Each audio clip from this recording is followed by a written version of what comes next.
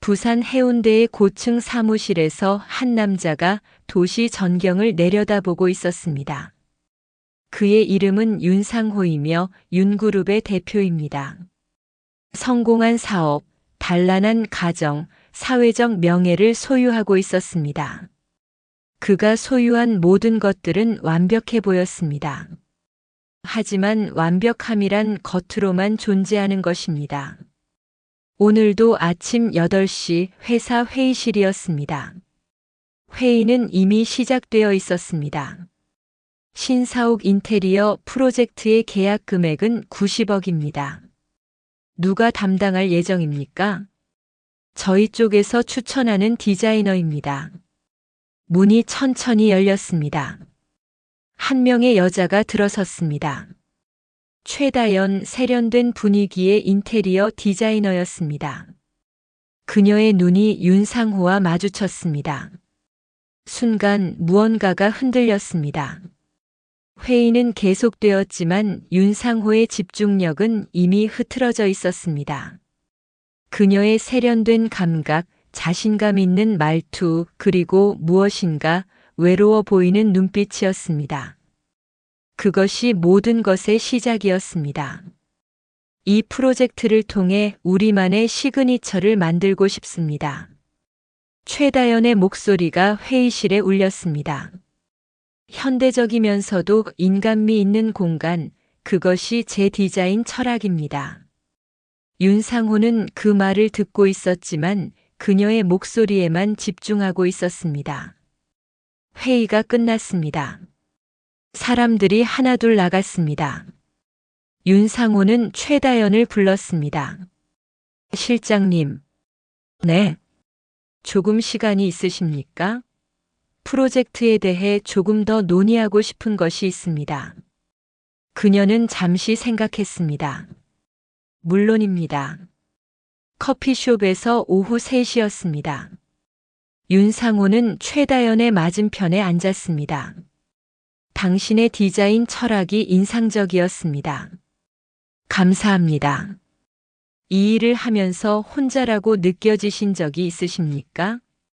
최다연의 눈이 조금 흔들렸습니다. 자주 그렇습니다. 저도 그렇습니다. 윤상호는 천천히 커피를 마셨습니다. 혼자라고 느끼는 사람들은 사람들을 자주 만나보아야 합니다. 그러면 조금이라도 덜 외로우니까요. 그 말이 최다연의 마음에 닿았습니다. 이후로 그들의 만남이 잦아졌습니다. 처음에는 프로젝트에 관한 미팅이었습니다. 하지만 시간이 지나면서 미팅은 핑계가 되었습니다.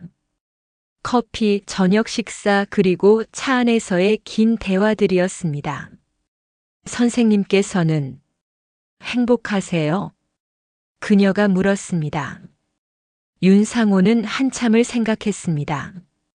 행복함이란 무엇일까요? 내가 가진 것들이 행복을 보장할까요? 그렇지 않다는 것을 다들 알고 있습니다. 그렇습니다. 돈도 명예도 성공도 행복을 주지 않습니다. 그의 손이 그녀의 손 위에 올려졌습니다. 그녀는 그 손을 밀어내지 않았습니다. 이것은 옳지 않아요. 그녀가 말했습니다. 하지만 그녀의 입술은 거짓을 말하고 있었습니다. 저는 당신을 멘토로 생각했습니다. 그러십니까? 네. 처음에는요. 그들의 관계는 그렇게 시작되었습니다. 숨겨진 관계, 비밀스러운 만남들이었습니다. 호텔 방, 주차장 지하 자동차에서 만남을 이어갔습니다. 선생님과 함께 있을 때만 저는 다른 사람이 되는 것 같아요. 나도 그래요. 미쳐버릴 것 같습니다. 그는 자신이 다시 30대로 돌아간 듯 느껴졌습니다. 젊음도 돌아오고 설렘도 두근거림도 찾아왔습니다. 아내와 함께할 수 없었던 모든 감정들이 그녀에게서 나타났습니다. 사랑은 나이에 상관이 없는 것 같아요. 그녀가 속삭였습니다. 그는 그 말을 믿었습니다. 하지만 그는 몰랐습니다. 이 모든 것이 얼마나 큰 파장을 불러올지를 말이죠. 그녀는 또한 알지 못했습니다. 그가 최다연의 어머니와도 비슷한 관계를 유지하고 있었다는 사실을 몰랐습니다. 두 명의 여자였습니다. 한 명은 아는 여자, 한 명은 모르는 여자였습니다. 윤상호는 둘 다를 욕망했고 둘 다를 버릴 수 없었습니다. 그의 집에서 멀지 않은 곳에 아파트가 있었습니다. 최다연의 어머니인 최성희가 거주하는 곳이었습니다. 매주 목요일 오후 그는 그곳을 방문했습니다. 그의 아내 박은정은 아무것도 모르고 있었습니다. 또는 알고도 모른 척했을 수도 있었습니다. 오래된 결혼 생활은 때로 그렇습니다. 보고 싶지 않은 것은 보지 않습니다. 그리고 그 때문에 더 큰 비극이 발생합니다. 한편 윤상호의 둘째 아들 윤민재는 아버지의 행동을 감지하고 있었습니다. 아버지의 휴대폰 조작, 자주 나가는 밤 시간, 돌아올 때의 향수였습니다. 형, 아버지께서 뭔가 이상해. 윤민재가 형인 윤태준에게 말했습니다. 무슨 소리야? 요즘 계속 외출이 잦으셔. 그럴 때마다 엄마는 계속 한숨만 쉬고 있고 윤태준은 담배를 피웠습니다. 그것은 우리가 개입할 일이 아니야. 하지만 아버지도 사람이야. 다른 일이 있을 수 있지. 그들은 모두 알고 있었지만 모두 외면하고 있었습니다. 그것이 가족이라는 이름 아래에서 허용되는 유일한 방법이었습니다. 그러나 모든 거짓이 드러나는 건 단지 시간 문제일 뿐이었습니다. 윤민재가 만난 여자는 정말로 아름다웠습니다. 이름은 최다연이었습니다. 회사 행사에서 우연히 만났습니다. 안녕하십니까? 저는 최다연입니다. 그 순간 운명의 장난이 시작되었습니다. 윤민재는 자신이 만난 여자가 그의 아버지가 이미 알고 있던 여자라는 사실을 몰랐습니다. 더욱이 그녀의 어머니가 아버지와 관계를 가지고 있다는 사실 또한 전혀 몰랐습니다. 다연은 처음에는 윤민재를 거절했습니다. 죄송하지만 저는 현재 다른 분과. 그렇군요. 저도 이해합니다. 윤민재는 웃었습니다. 하지만 만약에 그 관계가 끝난다면 저를 만나주시겠습니까? 그 말에 뭔가 끌렸습니다. 순수함, 따뜻함, 그리고 그 어떤 거짓도 없는 눈빛이었습니다. 그것은 윤상호와는 완전히 달랐습니다. 몇 달 뒤 그녀는 윤상호와의 관계를 끝냈습니다. 우리 이제 그만 만나요. 뭐라고? 우리 관계를 끝내고 싶어요. 윤상호의 얼굴이 굳었습니다. 갑자기 무슨 말이야? 미안해요. 하지만 저는 더 이상 이렇게 살고 싶지 않아요. 이유가 뭔데? 다른 사람이라도 생겼다는 말이야? 최다연은 눈을 피했습니다. 있어요. 윤상호는 침묵했습니다. 그 침묵 속에서 수천 가지 감정이 흐르고 있었습니다. 분노, 질투, 그리고 자존심이었습니다. 누군데? 말씀드릴 수 없어요. 누구냐니까? 그의 목소리가 높아졌습니다. 최다연은 그의 얼굴을 봤습니다. 이전의 따뜻함은 어디에도 없었습니다. 대신 오직 욕망만이 남아 있었습니다. 말할 수 없어요. 윤상호가 말했습니다. 네가 다른 남자를 만나는 것은 절대 안 돼. 나는 너를 놓을 수 없어. 당신은 아내가 있잖아요. 그래. 하지만 나는 너를 보낼 수 없어. 최다연의 얼굴이 창백해졌습니다. 지금 그녀 앞에 있는 이 남자는 그녀가 알던 윤상호가 아니었습니다. 저는 당신의 소유물이 아니에요. 그녀가 일어났습니다. 더 이상 이런 일로 보지 않았으면 해요. 최다연은 호텔을 나갔습니다. 윤상호는 한참이나 창밖을 바라봤습니다. 그의 얼굴에는 광기가 서려 있었습니다. 욕망은 집착이 되었고 집착은 광기가 되었습니다. 그는 그것을 깨닫지 못했습니다. 혹은 깨닫지 않으려 했습니다. 한편 이런 사실을 모르는 윤민재는 최다연에게 청혼했습니다. 저와 결혼해 주시겠습니까? 최다연은 울었습니다.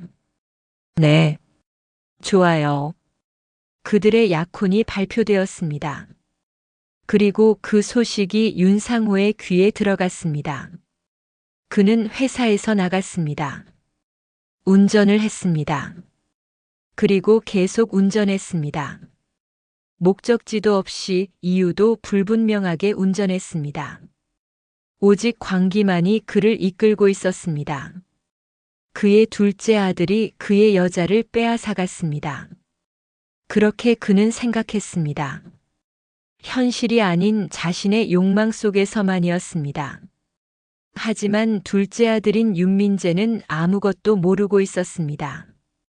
자신의 아버지가 약혼녀뿐만 아니라 그녀의 어머니와도 관계를 가지고 있었다는 사실을 전혀 몰랐습니다. 그리고 그 사실이 밝혀질 때 진정한 악몽이 시작될 것이었습니다. 어느덧 시간이 흘러 결혼식이 끝났습니다. 신혼부부는 신혼집으로 향했습니다. 최다연과 윤민재 둘의 얼굴에는 행복이 가득했습니다. 다연아 행복해? 윤민재가 물었습니다. 네, 정말 행복해요. 최다연이 대답했습니다. 그들은 팔을 맞잡았습니다. 윤민재는 최다연을 안았습니다. 앞으로 우리 행복하게 살자.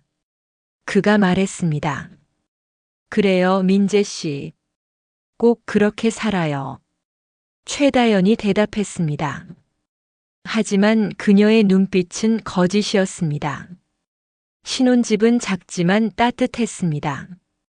윤민재가 모든 것을 준비했습니다. 침대에는 장미 꽃잎이 흩어져 있었습니다. 이 모든 것을 당신이 준비했어요? 최다연이 물었습니다.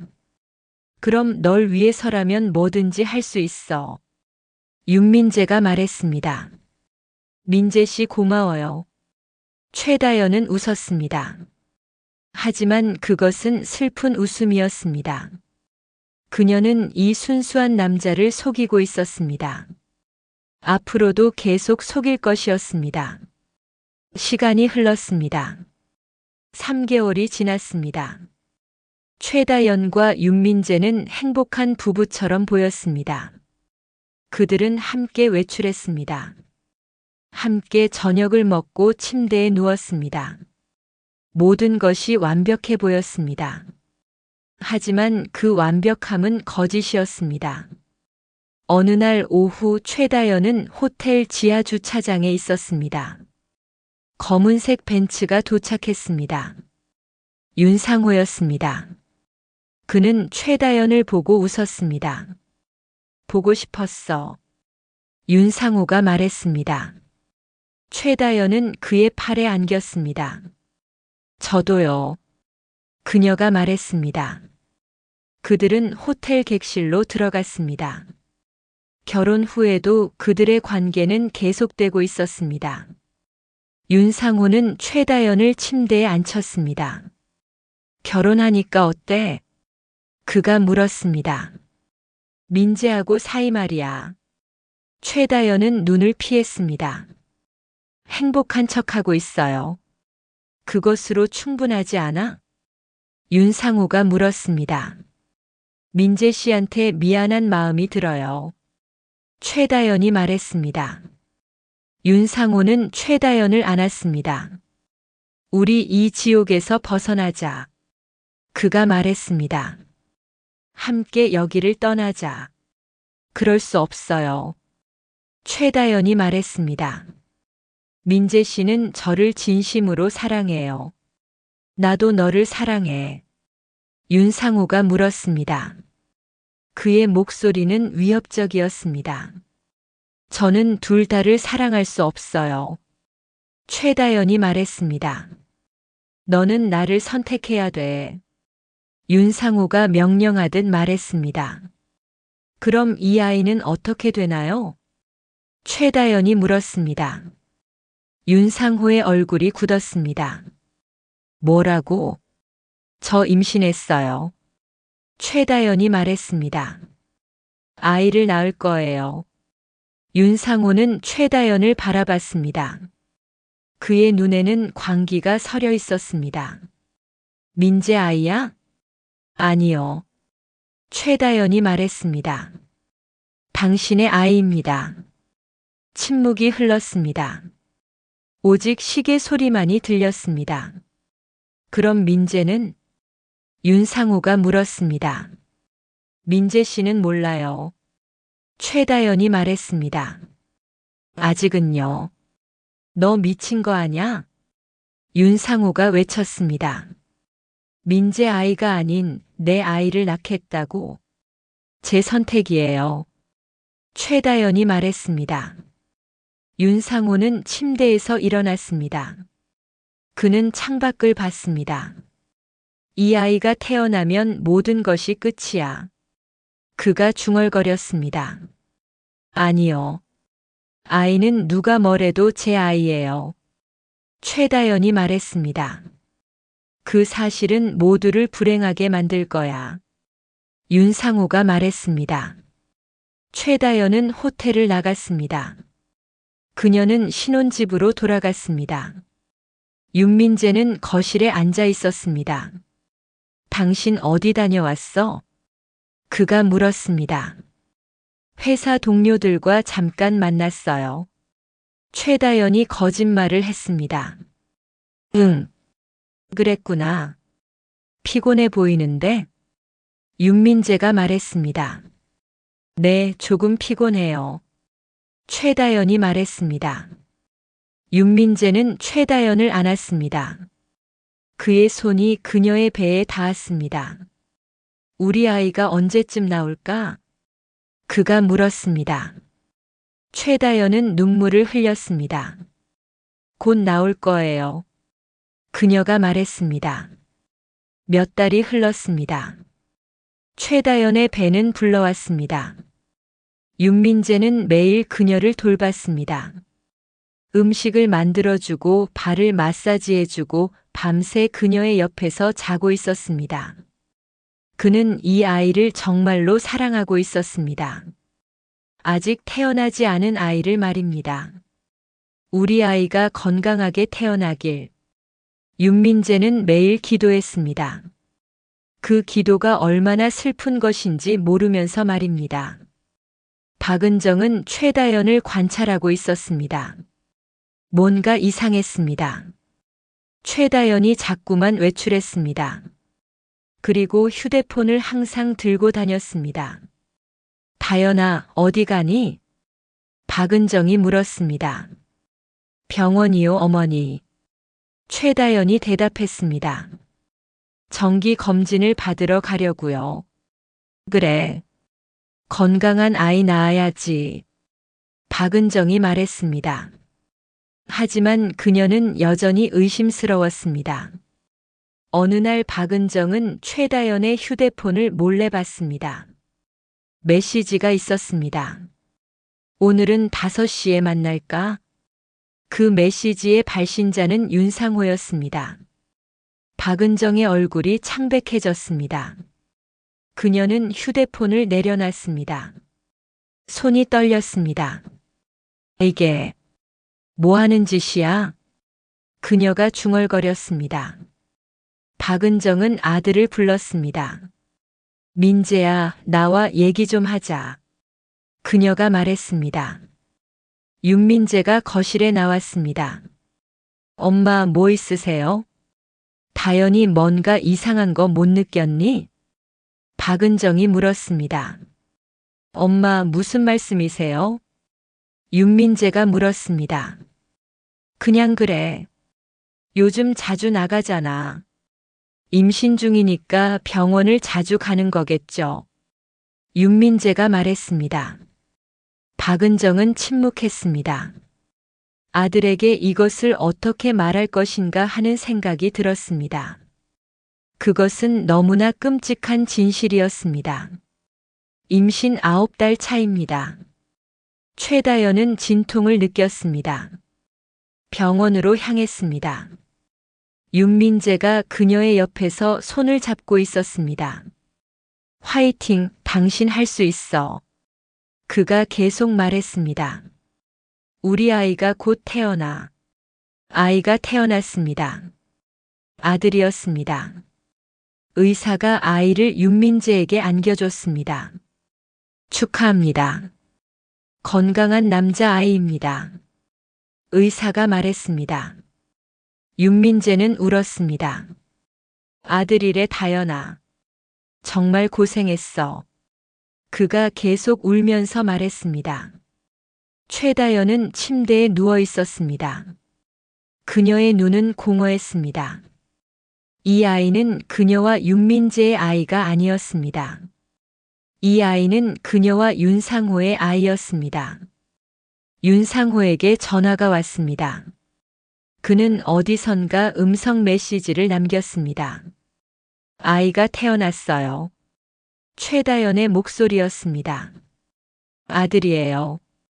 윤상호는 웃었습니다. 그의 얼굴에는 광기가 어려 있었습니다. 결국에 그가 중얼거렸습니다. 마침내 내 아이가 태어났어.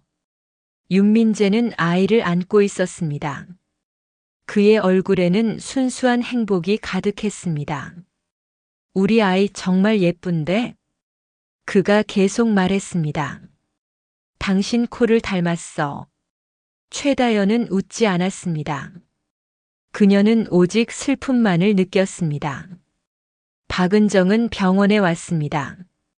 아이를 봤습니다. 뭔가 이상했습니다. 아이의 모습이 민재와 닮지 않았습니다. 오직 윤상호와만 닮았습니다. 박은정의 얼굴이 창백해졌습니다. 설마, 아닐 거야. 그녀가 중얼거렸습니다. 일주일이 지났습니다. 박은정은 변호사를 찾아갔습니다. 아이의 DNA 검사를 할 수 있습니까? 그녀가 물었습니다. 변호사는 고개를 끄덕였습니다. 가능합니다. 무슨 일 때문에 검사를? 제 남편이 제 아들의 아내와 관계가 있는 것 같습니다. 박은정이 말했습니다. 그리고 그 아이는 제 남편의 아이일 수도 있습니다. 변호사는 깜짝 놀랐습니다. 이것은 복잡한 문제입니다. 그가 말했습니다. DNA 검사가 진행되었습니다. 결과는 일주일 뒤에 나올 예정이었습니다. 그 일주일이 참을 수 없을 정도로 길었습니다. 윤민재는 아이를 돌보는 것에만 집중했습니다. 그는 아무것도 의심하지 않았습니다. 그의 세상은 이 아이 한 명이었습니다. 우리 아이 정말 너무 이쁜데? 그가 계속 말했습니다. 아빠가 정말 많이 사랑할 거야. 최다연은 슬픈 표정으로 침대에 누워 있었습니다. DNA 검사 결과가 나왔습니다. 박은정은 결과지를 들었습니다. 손이 떨렸습니다. 결과는 명확했습니다. 친부 윤상호. 박은정의 눈에서 눈물이 흘렀습니다. 그녀는 변호사에게 갔습니다. 이게 정말 정확한 것인가요? 그녀가 물었습니다. 변호사는 고개를 끄덕였습니다. 이것은 명확한 증거입니다. 그가 말했습니다. 이 증거로 이혼과 손해배상을 모두 청구할 수 있습니다. 박은정은 아들을 불렀습니다. 이제 그에게 진실을 말해야 했습니다. 가장 잔인한 진실을 말입니다. 민재는 엄마의 얼굴을 봤습니다. 그의 얼굴이 창백해졌습니다. 뭔가 끔찍한 일이 있었나 하는 생각이 들었습니다. 민재야, 앉아봐. 박은정이 말했습니다. 그녀의 목소리는 떨리고 있었습니다. 엄마가 너한테 매우 슬픈 소식이 있어. 무슨 일이에요, 엄마? 윤민재가 물었습니다. 박은정은 DNA 검사 결과지를 내밀었습니다. 윤민재는 그것을 봤습니다. 그의 얼굴은 일그러졌습니다. 이해가 가지 않았습니다. 어떻게 이런 일이? 이건 말도 안 돼. 거짓말이야. 그가 외쳤습니다. 민재야. 박은정이 말했습니다. 윤민재는 검사 결과지를 집어던졌습니다. 그는 집을 나갔습니다. 어디로 가는지 모르면서 말입니다. 오직 이곳을 떠나고만 싶었습니다. 최다연은 윤민재가 집을 나간 것을 알았습니다. 그녀는 아이를 안고 울었습니다. 미안해요. 민재 씨 정말 미안해요. 그녀가 계속 울면서 말했습니다. 이 모든 게 내 잘못입니다. 윤상호는 전화를 받았습니다. 박은정의 변호사였습니다. 당신은 법정에 출두해야 합니다. 변호사의 목소리는 냉정했습니다. 이혼 소송 그리고 아동 양육권 문제로요. 윤상호의 세상이 무너져 내렸습니다. 모든 것이 드러났습니다. 그의 거짓, 그의 욕망, 그의 범죄 말입니다. 이 모든 것이 이제 세상에 드러나려 하고 있습니다. 이것이 모든 비극의 절정이었습니다. 한 남자의 욕망이 한 가족을 완전히 파괴했습니다. 그리고 그 파괴는 아직 끝나지 않았습니다. 법정이 침묵으로 가득 찼습니다. 판사는 위에서 내려다봤습니다. 윤상호와 박은정이 서로 마주보고 있었습니다. 뉴스 카메라들이 그들을 기록하고 있었습니다. 먼저 원고 측의 주장을 듣겠습니다. 판사가 말했습니다. 박은정의 변호사가 일어났습니다. 우리의 의뢰인은 30년을 남편과 함께 살았습니다. 그가 말했습니다. 하지만 남편은 그 기간이 무색할 만큼 배신했습니다. 그는 며느리와 관계를 가졌습니다. 그리고 그 관계로부터 태어난 아이를 둘째 아들이 자신의 아이라고 믿게 했습니다. 법정은 소란스러워졌습니다. 윤상호의 얼굴은 붉어졌습니다. 이건 황당한 주장입니다. 윤상호의 변호사가 일어났습니다. 제 의뢰인은 사랑했을 뿐입니다. 그것이 잘못입니까? 그가 말했습니다. 그것은 배신입니다. 그것은 범죄에 가깝습니다. 박은정의 변호사가 외쳤습니다. 판사는 침묵하라고 신호를 보냈습니다. DNA 검사 결과를 제시해 주십시오. 판사가 말했습니다. 검사 결과지가 법정에 제출되었습니다. 친부 윤상호. 이 글자들이 모든 것을 말했습니다. 윤상호는 일어났습니다. 그렇습니다. 내가 아이의 아버지입니다. 그가 외쳤습니다. 하지만 그게 뭐가 문제입니까? 문제입니다. 박은정이 일어났습니다. 그녀의 목소리는 강했습니다. 당신은 제 남편이었습니다. 그녀가 말했습니다. 그리고 당신은 제 아들을 속였습니다. 당신은 부인인 나를 속였습니다. 그리고 가장 중요한 것으로 당신은 그 아이를 욕망의 결과물로 만들었습니다. 윤상호는 박은정을 바라봤습니다. 그의 눈에는 깊은 후회가 있었습니다. 아니, 그것은 후회가 아니었습니다. 그것은 단지 자신이 들켰다는 분노였습니다. 판사는 판결을 준비하고 있었습니다. 이 법정은 다음과 같이 판결합니다. 판사가 말했습니다. 피고인 윤상호는 아내에게 재산분할금으로 70%를 지불한다. 법정이 소란스러워졌습니다. 그리고 정신적 고통에 대한 위자료로 100억 원을 지불한다. 또한 아동 양육권은 윤민재에게 주어진다. 그리고 윤상호는 양육비를 매달 500만 원 지불한다. 윤상호의 얼굴이 창백해졌습니다. 그는 모든 것을 잃었습니다. 박은정은 법정을 나갔습니다. 기자들이 그녀를 둘러싸고 있었습니다. 박은정 씨, 기분이 어떠십니까? 한 기자가 물었습니다. 안도감입니다. 박은정이 대답했습니다. 최소한 이제 진실이 나왔습니다. 그녀가 말했습니다. 윤상호는 법정을 나갔습니다. 기자들이 그를 향해 달려갔습니다. 회장님, 항소할 계획입니까? 당신의 행동에 대해 어떻게 생각하십니까? 윤상호는 대답하지 않았습니다. 그는 그냥 앞을 보고 걸었습니다. 그의 세상은 무너져 내렸습니다. 신문 헤드라인을 장식했습니다. 윤그룹 회장 판결에서 패소. 아내에게 100억 원 위자료 지불 명령. 회장의 욕망이 가족을 파괴하다. 기업 경영권 위기에 처하다. 윤그룹의 주가는 폭락했습니다. 거래처들은 모두 계약을 취소했습니다. 회사의 신용은 바닥이었습니다. 윤상호는 사무실에 앉았습니다.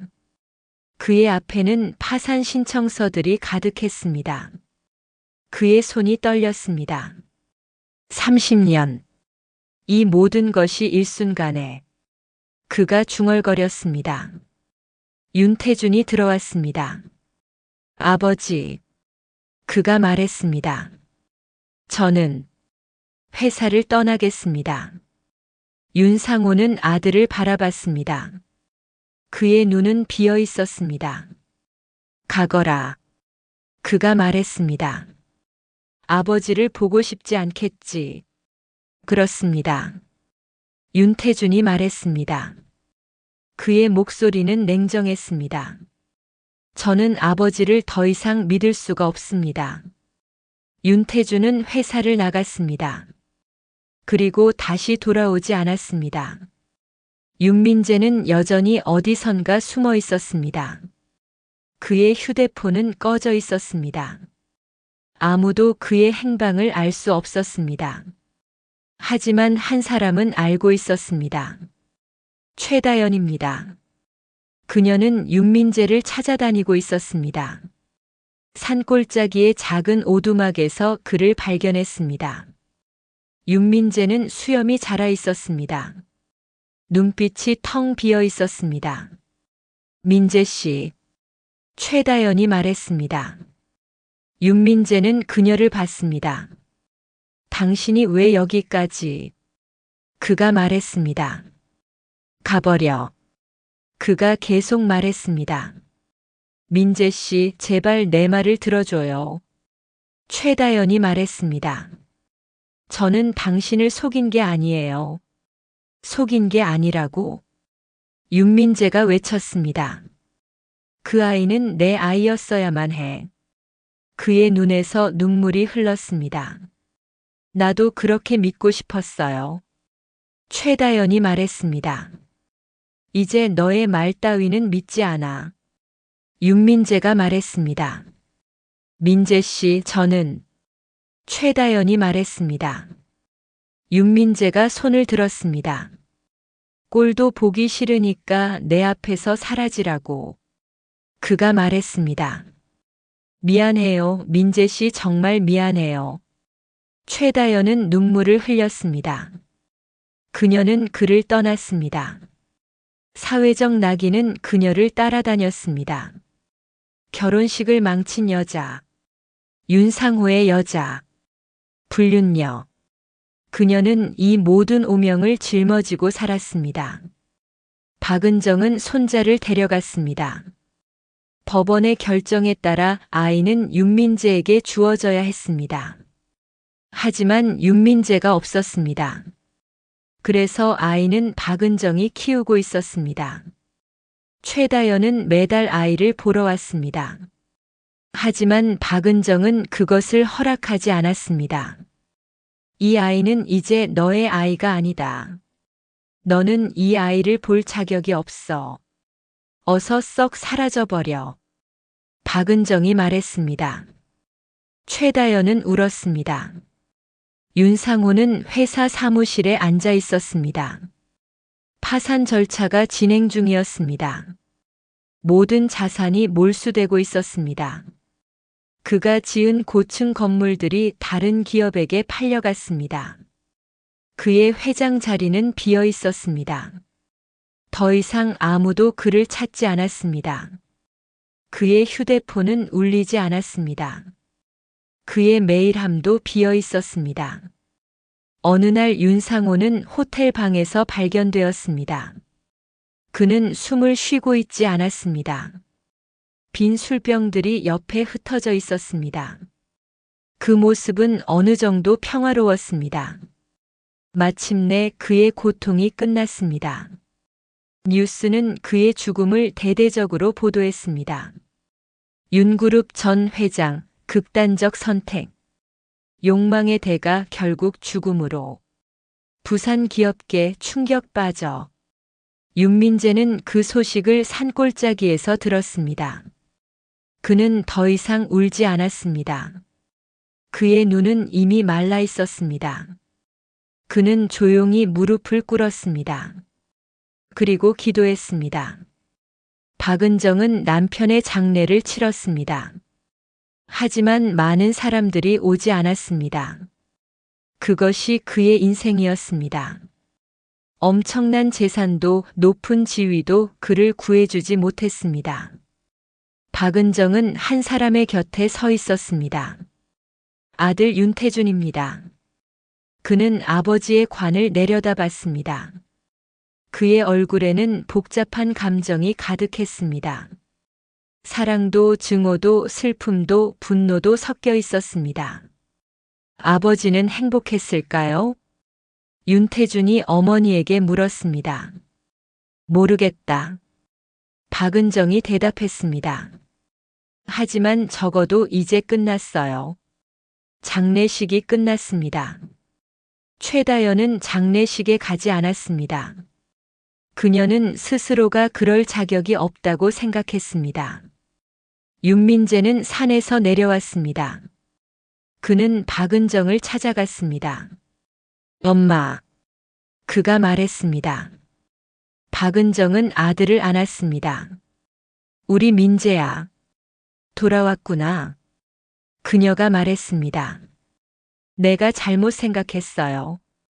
윤민재가 말했습니다. 그 아이도 피해자예요. 그래. 박은정이 대답했습니다. 윤민재는 아들을 안았습니다.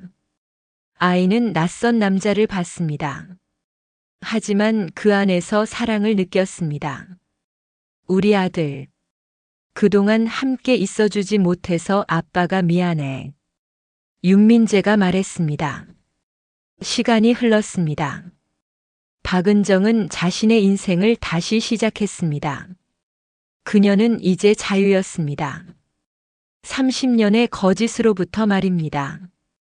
부산의 높은 건물들은 여전히 하늘을 찌르고 있었습니다. 하지만 그것들은 더 이상 윤상호의 것이 아니었습니다. 그의 이름은 건물에서 내려갔습니다. 그리고 다른 이름으로 대체되었습니다. 윤상호의 영혼도 그 건물들과 함께 떠났습니다. 이것이 끝이었습니다. 한 남자의 욕망으로 시작된 비극도 이제 막을 내렸습니다. 가장 단단한 건물도 한 번에 금이 가면 무너지는 법입니다. 그리고 한 번 무너지면 다시는 같은 모양으로 지어질 수 없습니다. 모든 것이 바뀌었습니다. 사람들도 가족도 인생도 말입니다. 욕망은 아무것도 주지 않습니다. 오직 빼앗아갈 뿐입니다. 그것이 욕망의 대가입니다.